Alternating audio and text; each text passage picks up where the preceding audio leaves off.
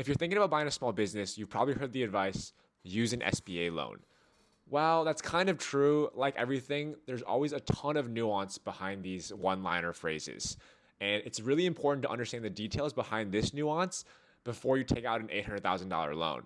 So I'm starting a series on SBA loans or small business loans in general to help understand and break down what exactly they are, how it works, and when not to use them. To start, let's break down the first biggest misconception of an SBA loan. The SBA is a federal agency of the US government. They are not a bank. They do not give out loans. What they actually do is they provide guarantees to banks and other lenders to give out those loans to you. Why? Well, lending is first really complicated and tricky.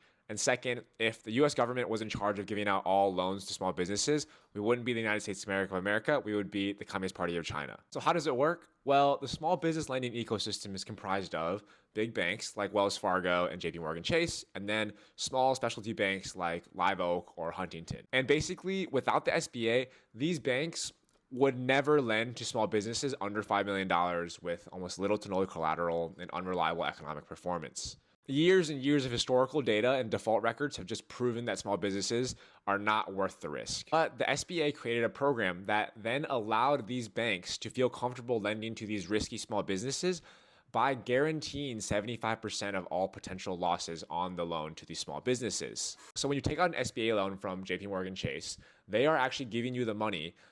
And if you default, they will come after you to try to recover the amount of money.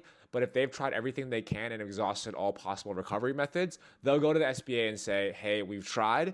Please guarantee our 75%. So then they only take a 25% loss. So over thousands of SBA loans, this becomes a very profitable business because your downside is super protected, which is why you've seen tons of specialty banks come up just for SBA lending. So what this dynamic means is not only does the bank that's lending you the money have a certain lending criteria, but also the SBA has lending criteria that the bank must abide by in order to get the guarantee from the SBA. So there are certain requirements that are bank requirements and SBA requirements.